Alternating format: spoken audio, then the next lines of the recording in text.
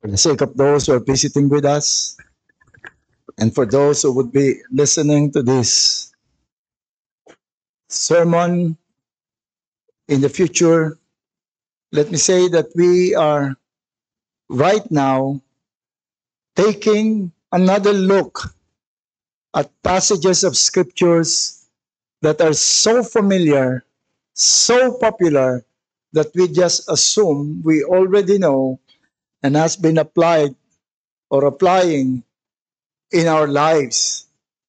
And for today, there is another passage that we are all so familiar that sometimes we are almost ignoring the passage.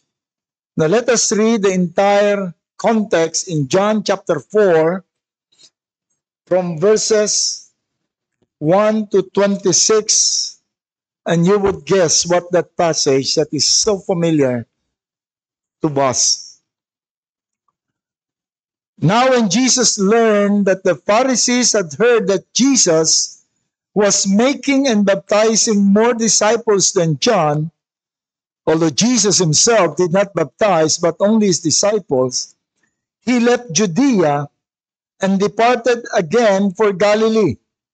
And he had to pass through Samaria, so he came to a town of Samaria called Sychar, near the field that Jacob had given to his son Joseph. Jacob's well was there, so Jesus, wearied as he was from his journey, was sitting beside the well. It was about the 6th hour. A woman from Samaria came to draw water. Jesus said to her, "Give me a drink." For his disciples had gone away into the city to buy food. The Samaritan woman said to him, "How is it that you, a Jew, ask for a drink from me, a woman of Samaria? For Jews have no dealing with Samaritans." Jesus answered her, "If you knew the gift of God and who is that is saying to you, 'Give me a drink,' you would have asked him, and he would have given you the living water." The woman said to him, "Sir, you have nothing to draw water with, and the well is deep. Where do you get that living water? Are you greater than our father Jacob? He gave us the well and drank from it himself, as did his sons and his livestock." And Jesus said to her, "Everyone who drink of this water will be thirsty again. But whoever drinks of the water that I will give him will never be thirsty again. The water that I will give him will become in him the spring of water welling up to eternal life." The woman said to him, "Sir, give me this water so that I will not be thirsty or have to come here to draw water." Jesus said to her, "Go, call your husband and come here." The woman answered him, "I have no husband." Jesus said to her, "You are right, saying that I have no husband. For you have had 5 husbands, and the one you now have is not your husband. What you have said is true." The woman said to him, "Sir, I perceive that you are a prophet. Our father worshiped on this mountain, but you say in Jerusalem is the place where people ought to worship." Jesus said to him, "Woman, believe me, the hour is coming when neither on this mountain nor in Jerusalem will you worship the Father. You worship what you do not know. We worship what we know, for salvation is from the Jew. But the hour is coming, is now here, when the true worshiper will worship the Father in spirit and in truth. And that this is our passage. The hour is coming and is now here when true worshiper will worship him, will worship the Father in spirit and in spirit, and those who worship him must worship him in spirit and in truth. And the woman said to him, "I know that the Messiah is coming, he who is called Christ. When he comes, he will tell us all things. Jesus said to her, I who am I who speak to you am he. God is a spirit, and those who worship him must worship him in spirit and in truth. Let us again come to the Lord and ask the Lord to guide us in our study of this part. Father, we thank you again for the freedom to open up our Bible and publicly discuss and study your word. And yet, Lord, some of the spirit and heart of many are still enslaved to Satan and to sin. And so we pray, Lord, that you would open up every heart, even the heart of your children. You would soften their conscience and open their hearts that they might benefit from this. But we pray, Lord, for your servant, that you would be his wisdom, you would be his strength, that through him, Lord, truth will find place in the heart of those who are ready to receive. May you be with us, Lord, in Christ's name. Amen.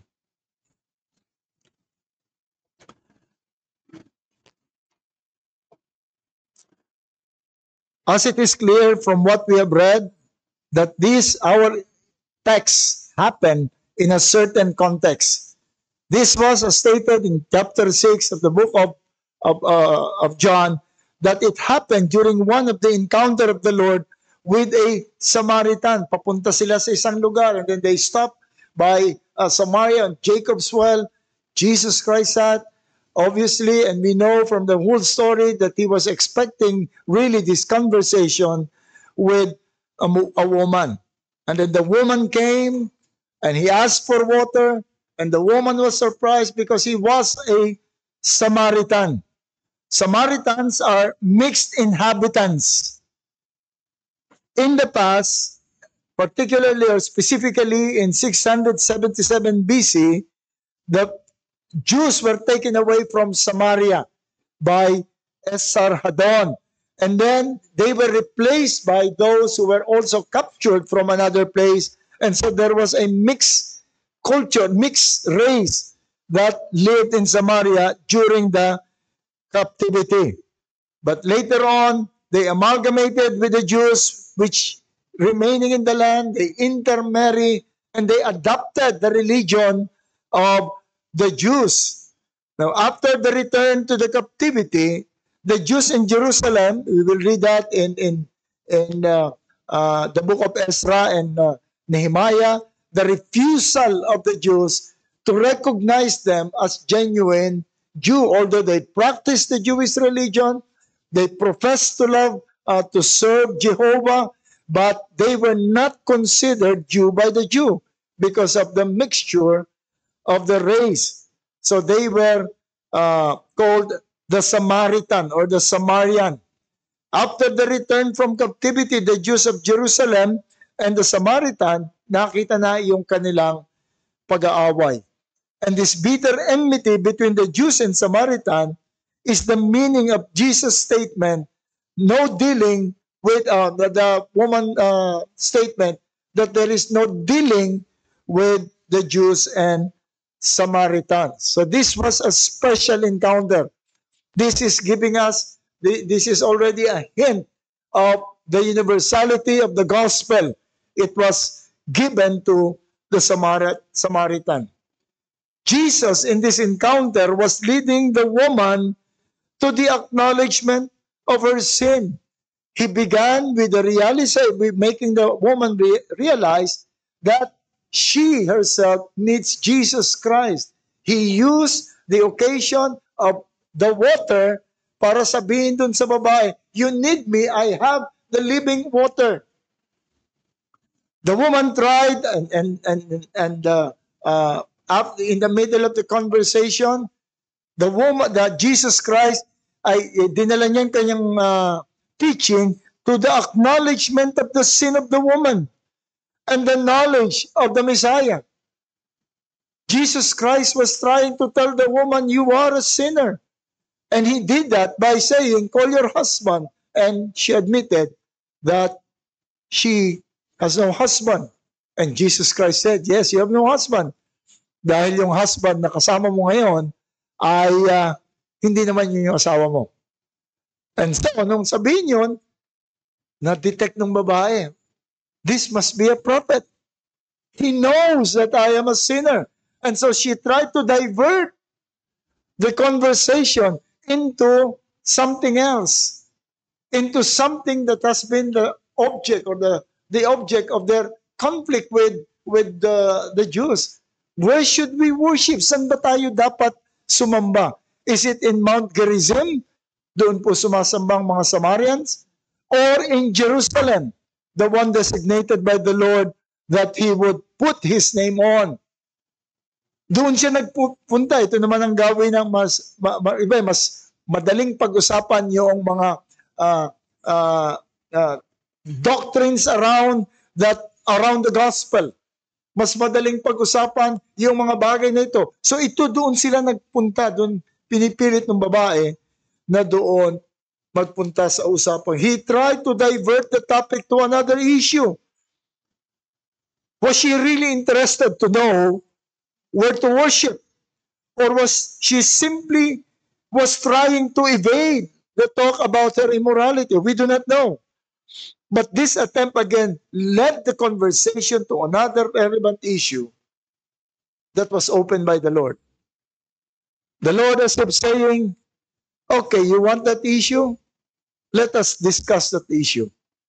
And then Jesus Christ said, if you really want that issue, sabi ng ating Panginoon, woman, believe me, the hour is coming when neither on this mountain nor in Jerusalem will you worship the Father. You worship what you do not know. We worship what we know. For salvation is from the Jew. But the hour is coming, and it is now here, when the true worshiper will worship the Father in spirit and in truth. He's going back again to the right issue. You want to ask yung mga circumferential issue? Now, I'm bringing you again to the right issue. The issue of worship. Babalik ka na naman dun sa morality. Because if the Samaritan is well versed in the scripture, then she would know the issue of worship. It also touches on the issue of the spiritual condition noong mag-worship. So the central issue of worship was opened by the Lord. The woman's concept of worship is focused on place. And if we have focus on place, it would be focused on the materials in the temple, the rituals, how you should perform, how much blood would you sprinkle in this part or in this part, what sheep, what animal would you be using, the equipment and all the arrangement. And if you would just see both the temple of the Jews and the temple of the Samaritans, the elaborate decorations and the elaborate rituals that they do when they worship God. Do you see that the issue of morality is set aside as if saying that the place of worship is paramount concern? Yun ang sinasabi nung babae. Morality is not really the issue. Let us come to the issue that we can all agree. Perhaps the woman was ready to accept that Jerusalem is the right place. How do you worship God? What elements do you use in worship? Basically, that has been the problem of man when it comes to the worship. We remember the indictment of the Lord through the prophet Isaiah, when the Lord was saying, sabi ng ating Panginoon sa prophet Isaiah, stop all your ceremonies, stop all your raising of hand, your offering. I'm tired of those things. Why? Because of your morality. Your hands are full of blood. That is always the problem in all the history of the people of God. In the book of Micah, which is contemporary to Isaiah, again, we are given the picture of the tendency of the people when it comes to worship. Micah said, with what shall I come before the Lord and bow myself before the high God? Shall I come before him with burnt offerings, with calves of a year old? Will the Lord be pleased with thousands of rams, 10,000 rivers of oil? Shall I give my firstborn for my transgression, the fruit of my body, for the sin of my soul? He has shown you, O man, what is good, and what does the Lord require of you, but to do justly, to love mercy, and to walk humbly with your God. Because that was the time that during that time in Israel, kawawa yung mga may talagang maraming mga political persecution, maraming mga pang-aapi sa mga mahirap, that in the word of Micah, and even I think Isaiah also, that the rich are adding riches to themselves and neglecting the poor. And they even taking advantage of the poor. Sabi nga ni Micah, even the very dust on the head, pati daw yung alikabok sa ulo ng mga mahihirap, pinag-iinteresan ninyo. Pati yung tsinelas ng mga mahihirap, pinag-iinteresan ninyo. And then you would come to worship with the abundance of your offering, overflowing oil, many animals, while you neglect the heavier requirements of the law of justice, love, and mercy. Jeremiah likewise, this is this is years after Micah, during the time of already in their captivity.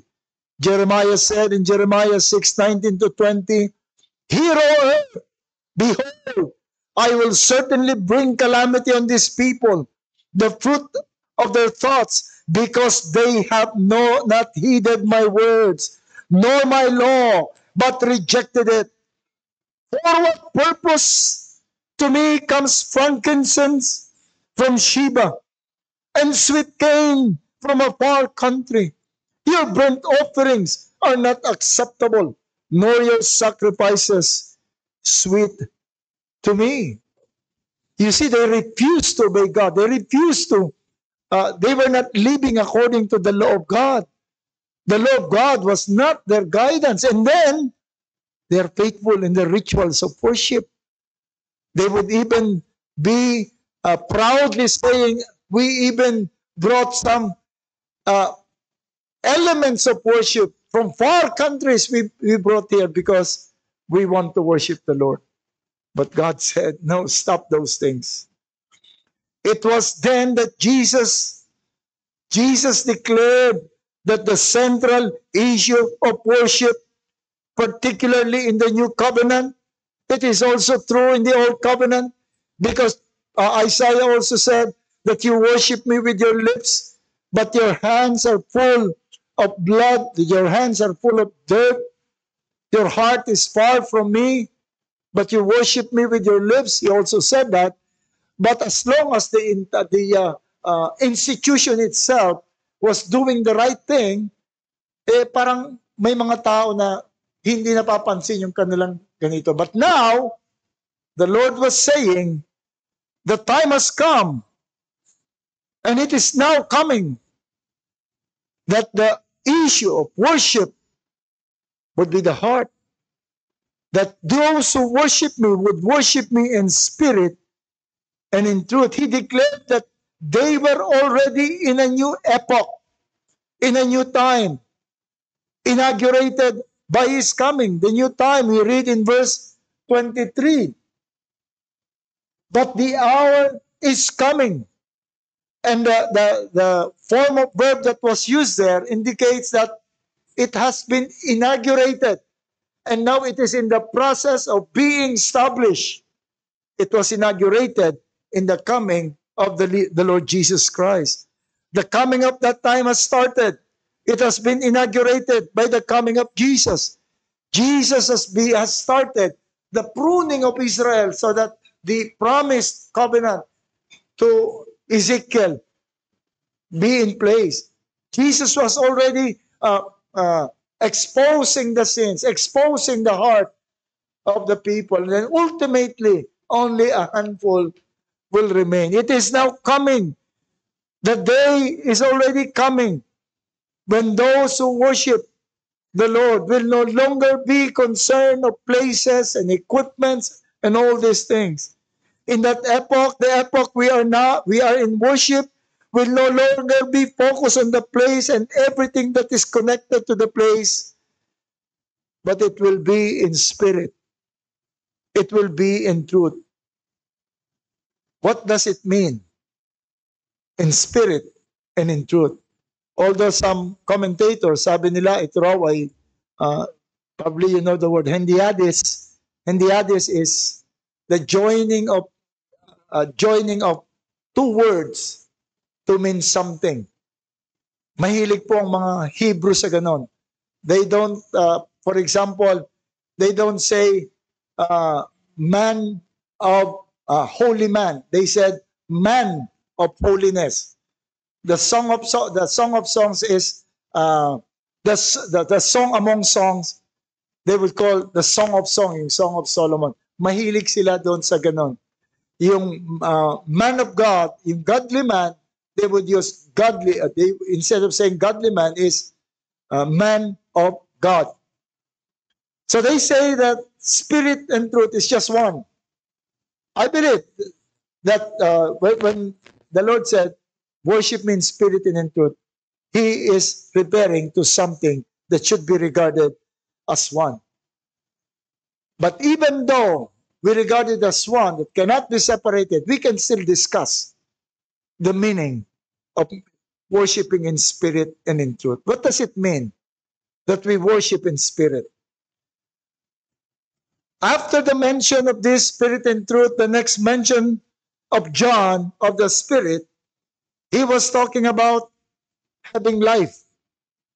The next mention would be in verse 63, where it is said, it is the spirit who gives life.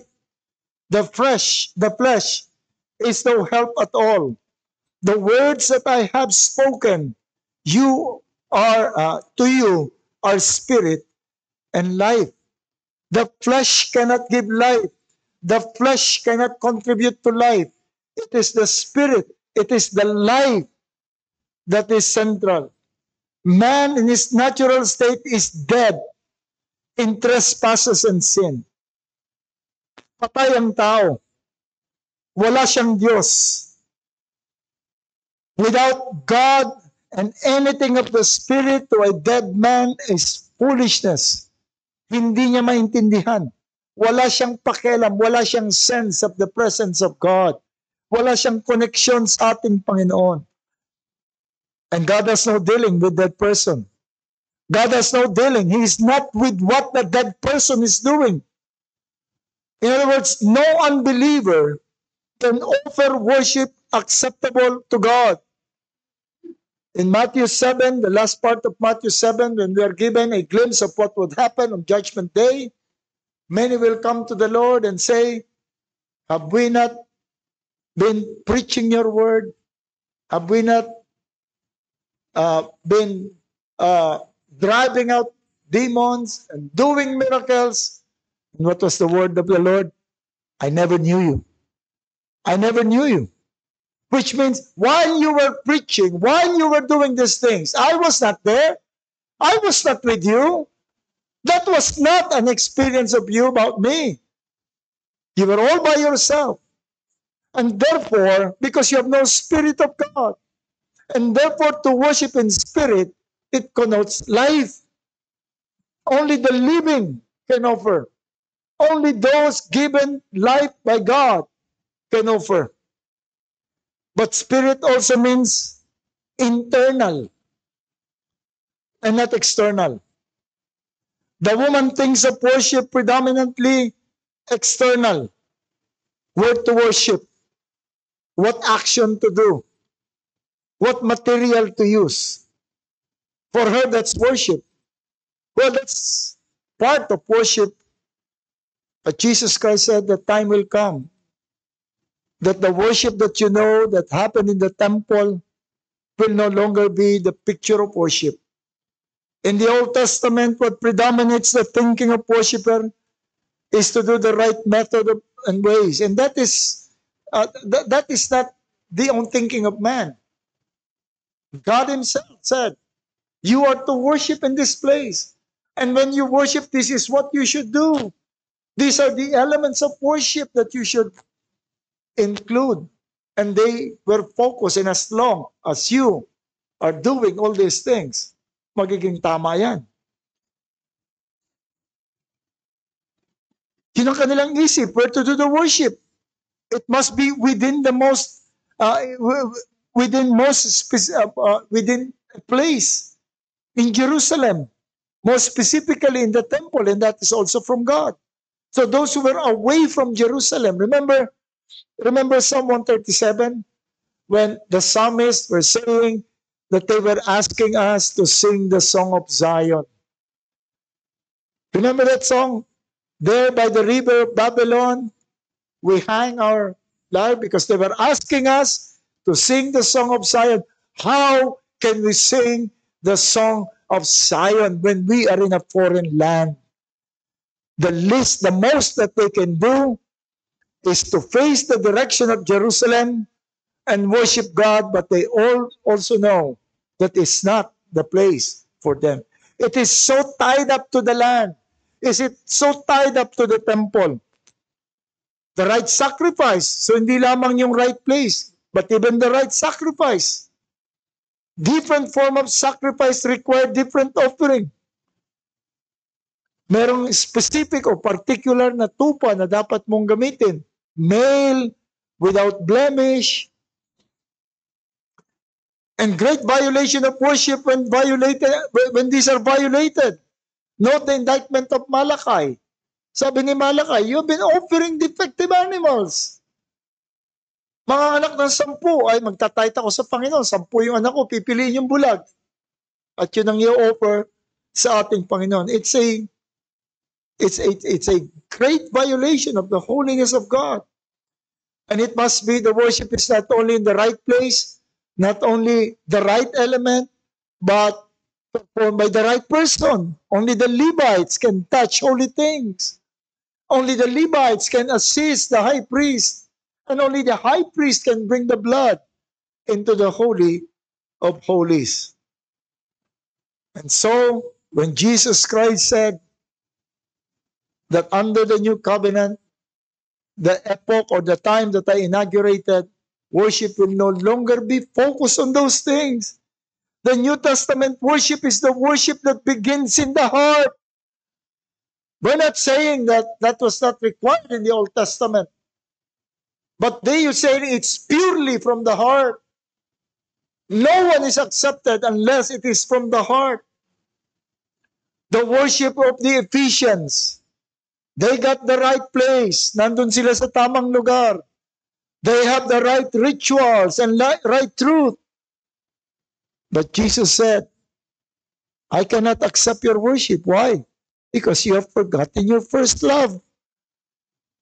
They have forgotten the first love. The worship of the Laodicean. I want to imagine the church of the Laodicean because they were the richest among the 7 churches.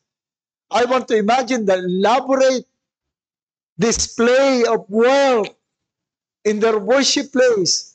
The elaborate garment of those who are leading the worship service. But Jesus said, the problem is I'm not with you. I'm outside knocking.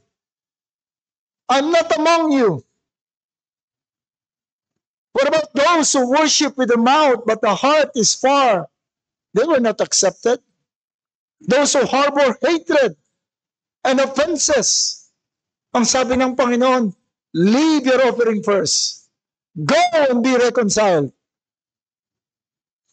And even husbands, if you're not treating your wife according to knowledge, if you're not treating your wife as you would a weaker vessel and not according to knowledge, even your prayers are not accepted.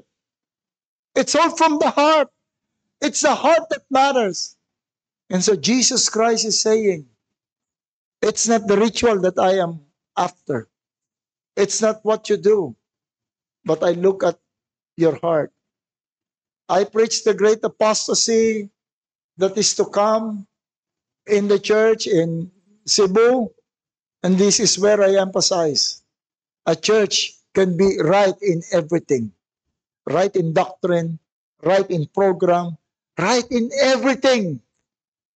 But if the heart is not right with God, if the heart is full of malice and hatred, that's not the heart that is accepted by the Lord.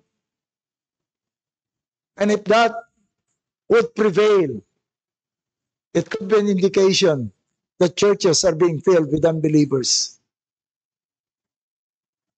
And I will not be surprised. Churches really now, I can see, we will have great surprises in churches. That was when I discussed things with the pastors afterwards, and thinking of that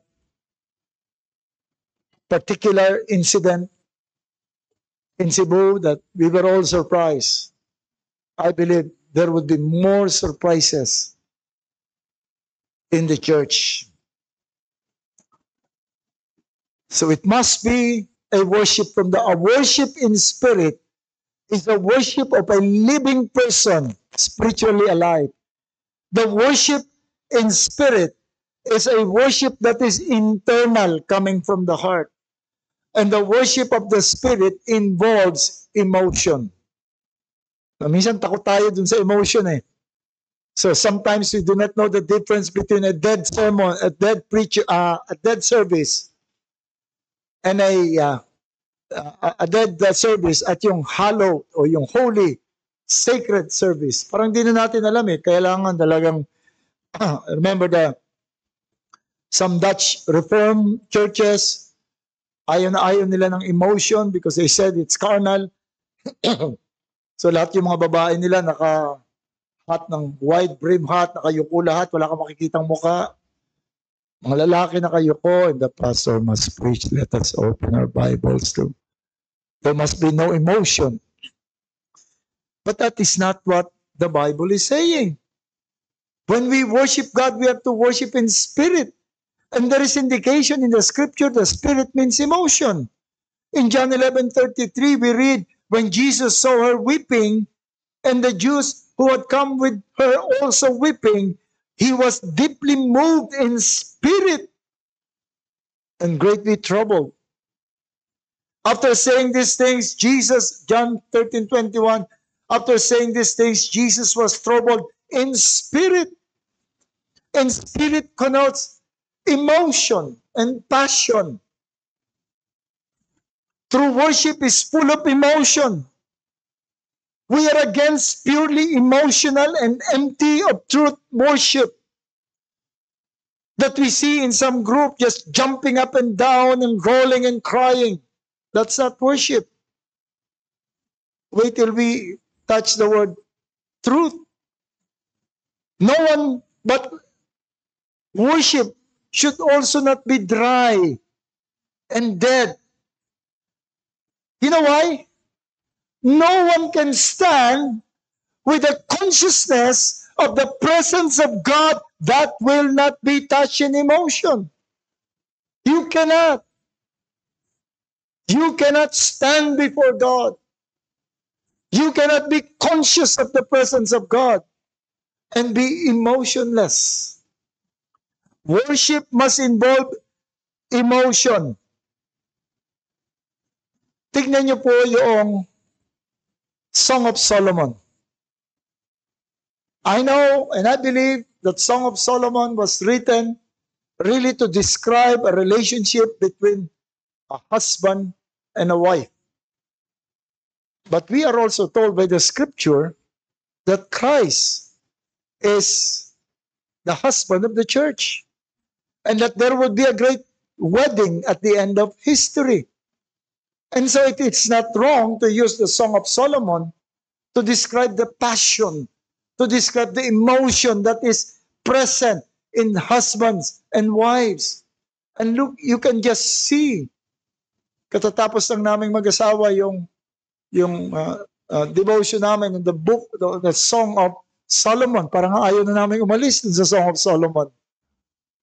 Where you can see yung pananabik ng bawat isa. Hindi lang niya makita sa kanyang doon sa bahay. She and he would look, where is my lover? Where is my husband? And then when they see one another, they can see all the good things and all the beautiful things that they can describe. They describe everything. It's full of emotion. You cannot meet God and be conscious of God and not be filled with emotion.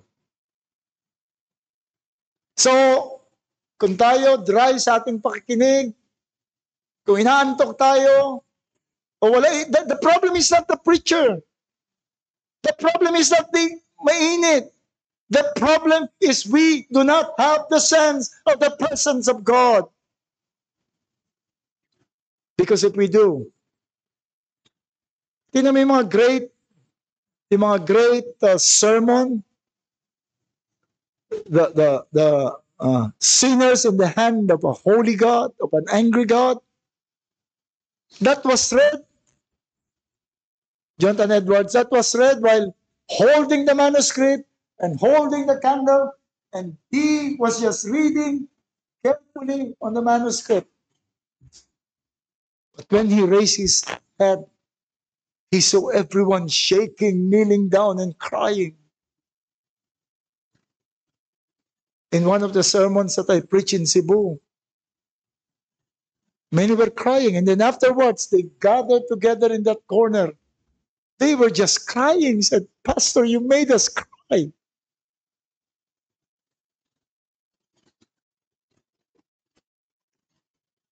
It would be a worship full of emotion. We should be concerned if we do not feel emotional anymore in worship. If we do not feel the emotion when we sing or when we hear God being praised.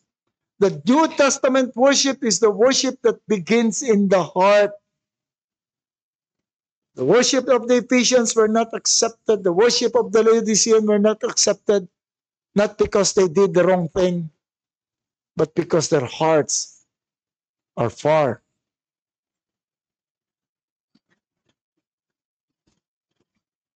But ultimately, worship in spirit is a worship that is in consonant with the nature of God. God is a spirit. Note the reason given. Why? Ang sabi ng ating Panginoon, that those who worship, where are we? Verse 24, God is spirit, and those who worship Him must worship Him in spirit and in truth. This is the ultimate reason. God is spirit. It must be in consonant with the truth. Now, this is not referring to the Spirit of God, the Holy Spirit. Neither does it mean God is a spirit. Yung King James kasi nilagay ng A. But you know, there is really no article in the Greek. Walang ganyang article sa Greek. But it must be read as most translation. God is spirit, not is a spirit, but God is spirit. God being spirit is not material. God being not material, He does not benefit from anything we do. He does not benefit from whatever we offer. We can burn ourselves in offering to God. We can give everything to God. That would not benefit God. Hindi kailangan ng Diyos ang anumang galing sa atin. So when we worship God, do not think that you are doing God a favor. That you are doing something that benefits God, and therefore He is pleased. Besides, there is nothing that we can give to God that is not from God. Worship in spirit. But again, we are not with those who say, Let's throw away the Bible. Let's throw away whatever. Let's try to feel the Spirit. I remember when I was invited in a charismatic group, they wanted to know what the 5 points of Calvin's are. And both Gilbert McAdam and myself were invited. We were there. The program supposed to start at 8, but it was already 9. Everyone was already sitting there quietly, and they have not started. And then I asked the leader, what are we waiting for? I thought we are supposed to start at 8. And the leader said, we are still waiting for the movement of the Spirit. And then all of a sudden, a lady from the crowd stood and started jumping up and down and grabbed the mic and led the whole congregation in singing, with clapping, and all these gestures. And then, siguro mga 15 to 30 minutes, they were just jumping and singing. And then after that, she led in prayer. So I thought, we're about to start. She started to walk away, but before she enters the room at the back, she started again to jump and said, I'm again moved by the Spirit. And we are not for that when we say worship in spirit, because it's not in spirit. We are to worship in spirit and in truth. Truth has several nuances in the scripture. Truth can be regarded as what is the opposite of error or ignorance.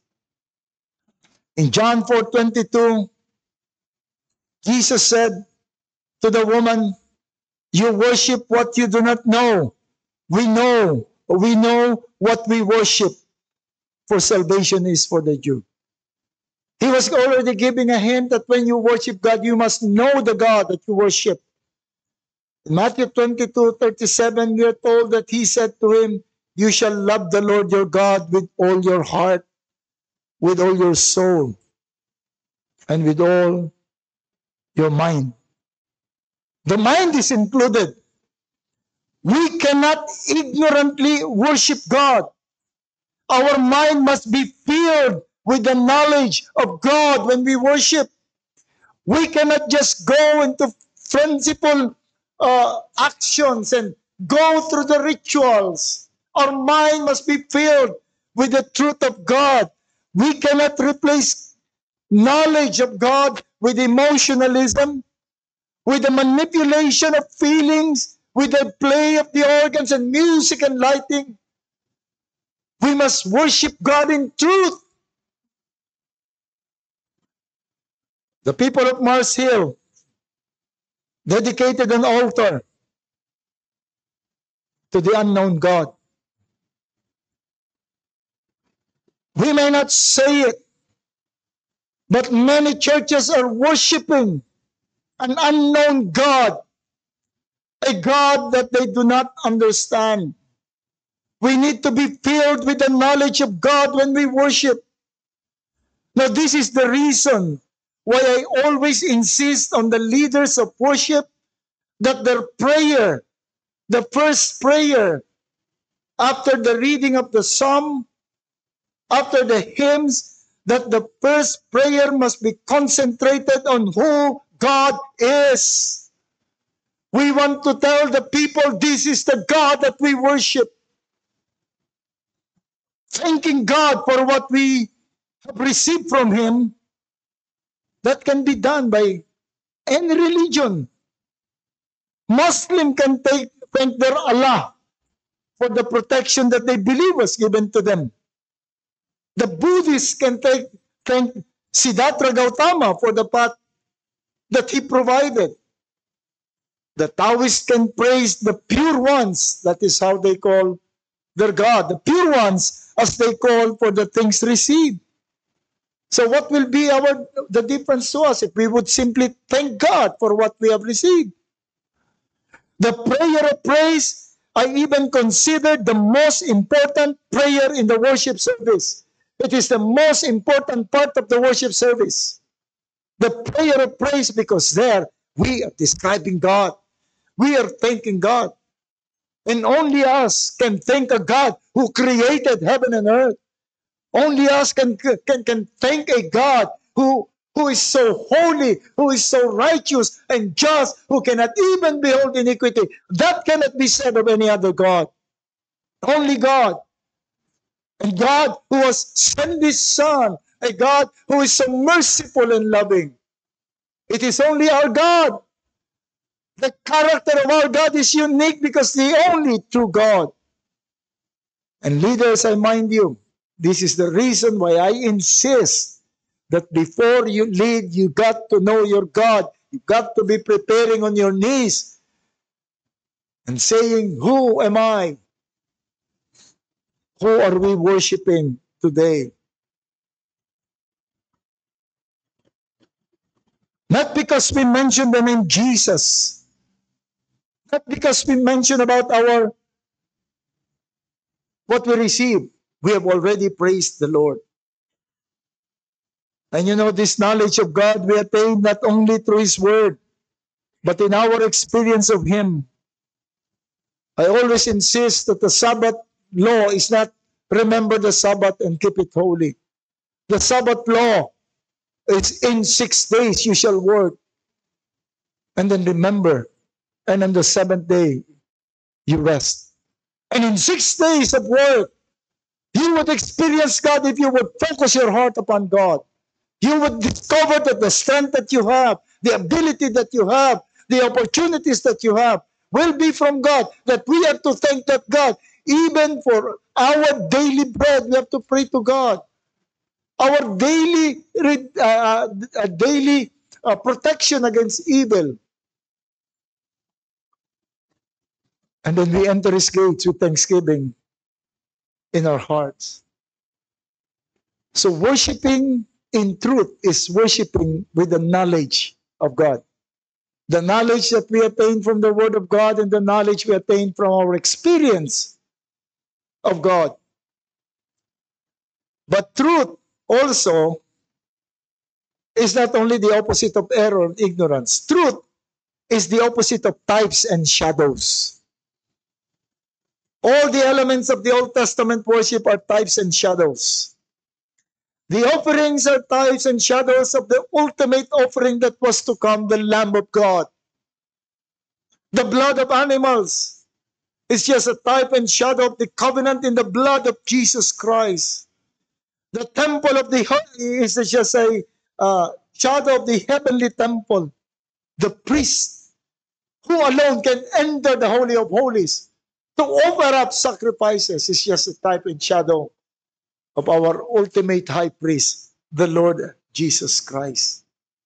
Jesus Christ is the truth. John the Baptist declared, law was given to Moses, but grace and truth came from Jesus to Jesus Christ. He was not saying that there is no truth in the law of Moses. He was saying that the law of Moses are types and shadows. They're preparing us for that ultimate, for the real thing. And the real thing is Jesus. The real thing is Jesus Himself confirms this. I am the way, the truth, and the life. We can only approach God through Jesus Christ. If we know Jesus Christ, who He is. Otherwise, we throw away everything that the Old Testament taught. We throw away all the rituals and everything that we learned from the Old Testament if we miss the fact that here, Jesus Christ, the embodiment of God, the truth, we can only approach God and worship through Jesus Christ. Who then can worship God? Who can worship God? Clearly, only true believers worship God. Only true believers have the life of God through the Spirit of God.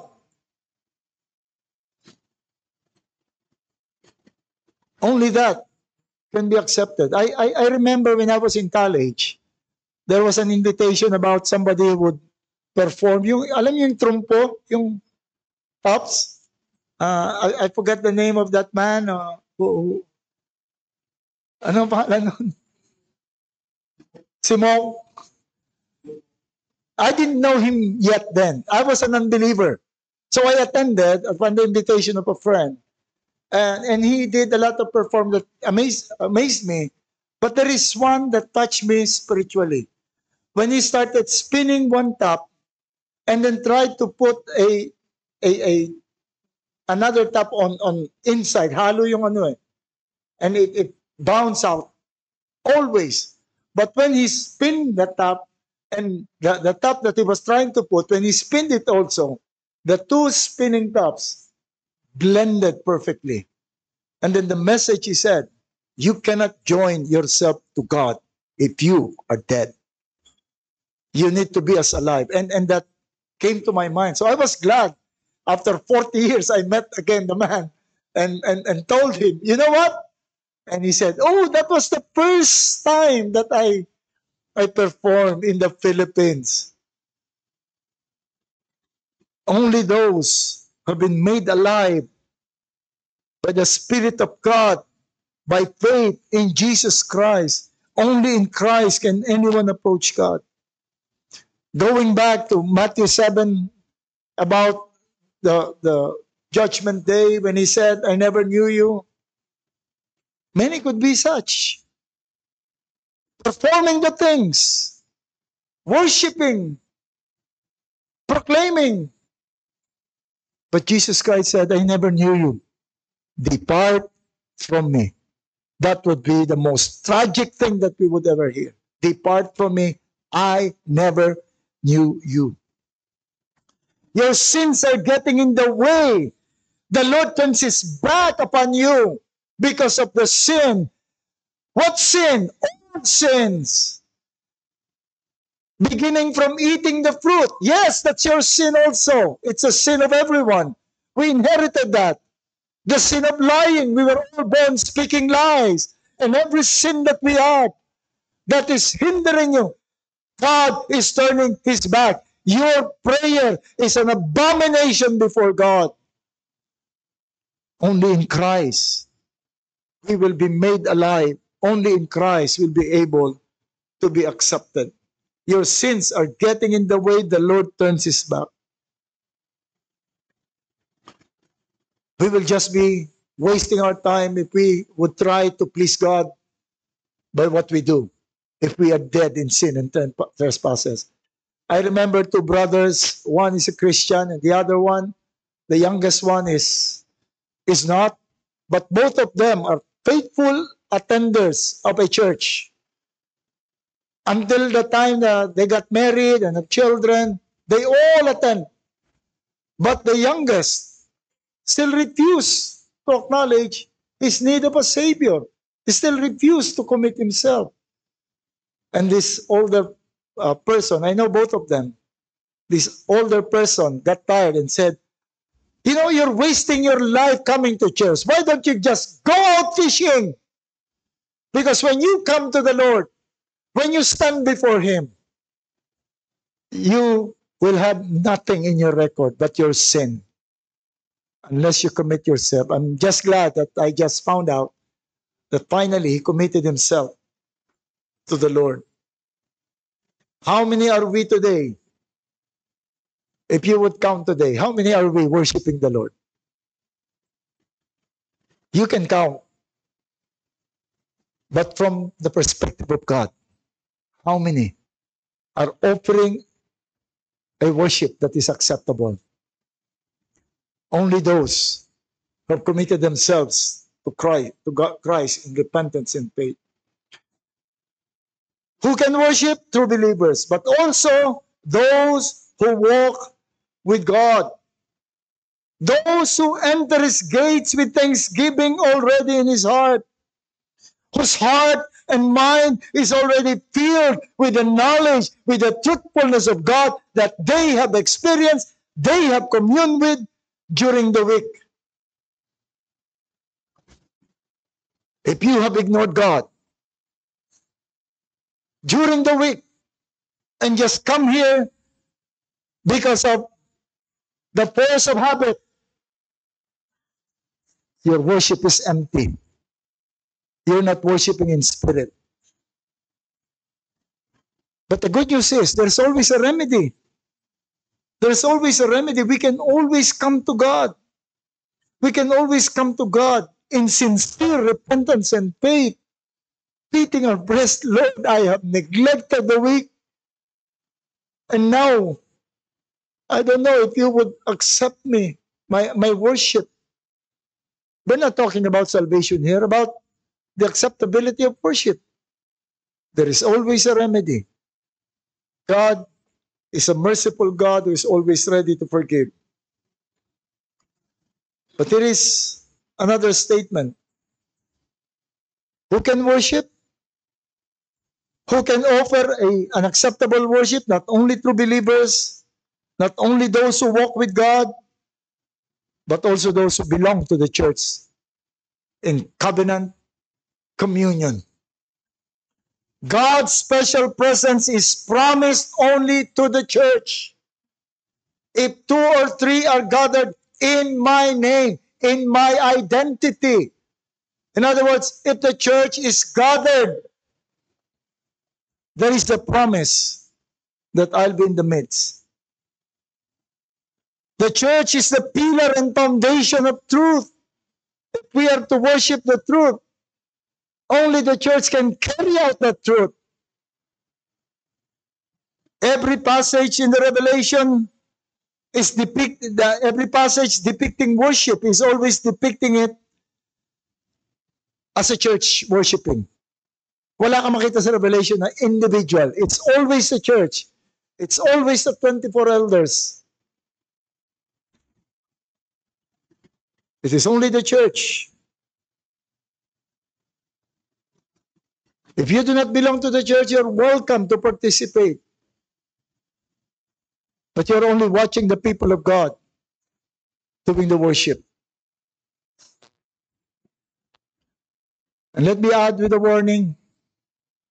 Do not ignore indications of coldness in worship. Do not ignore, never ignore. If you're not bothered by the behavior your behavior in worship, lagi kang tinatamad, lagi mong pinipilit at pag upo mo, tulog ka kagad. Sometimes may reason for being sleepy in worship.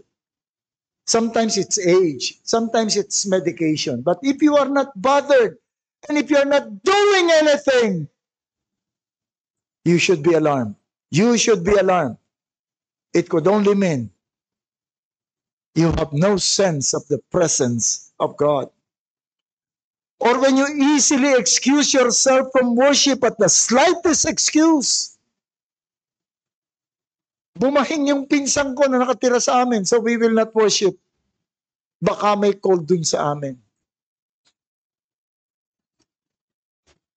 Sometimes, wala naman dito sa atin, family of 12, sinipon yung isa, buong family, dito na lang tayo sa bahay. If we have no zeal and real interest to come to the worship of God, that's not a good indication. Do not ignore. Do not take that for granted. When we easily excuse ourselves, no one can judge you really. I cannot tell you na wala kang puso para sa pagsamba. Konting ganyan lang, naka-absent ka. I cannot accuse you. I cannot see your heart. It is only you who can make the judgment before God. Or when you are contented with mere presence, without the mind and heart for God. All these are indications that your heart is drifting away from Jesus, who is the way, the truth, and the life. Preach the gospel to yourself daily. Preach the gospel to yourself in the morning and in the evening. And then you would appreciate God. Preach the gospel before you come here. Preach the gospel to you and your family at night.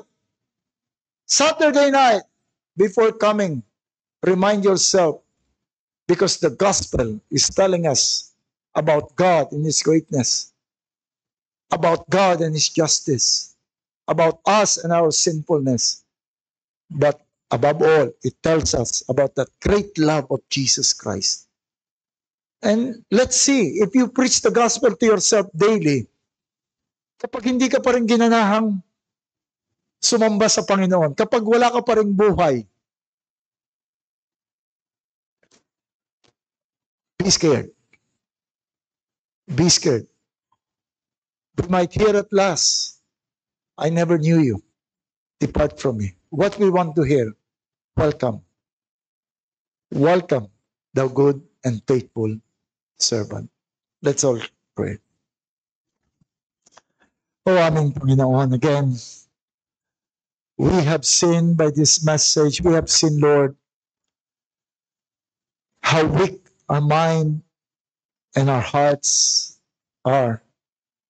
Napakadali sa amin, Panginoon, to be carried by what we always do, to be mechanical and to be just formal. Lord, we pray that you would make everyone be zealous to ensure that our hearts is burning with zeal, that we enter your gates always with thanksgiving in our hearts, that we would take care of our daily lives, preaching the gospel to us, remembering who you are and what you have done. Lord, alagaan mo po ang aming pagpuri at pagsamba sa iyo ng sama-sama. Salamat po, Panginoon, sa iyong salita na sana itanim mo sa aming mga isip at buhay.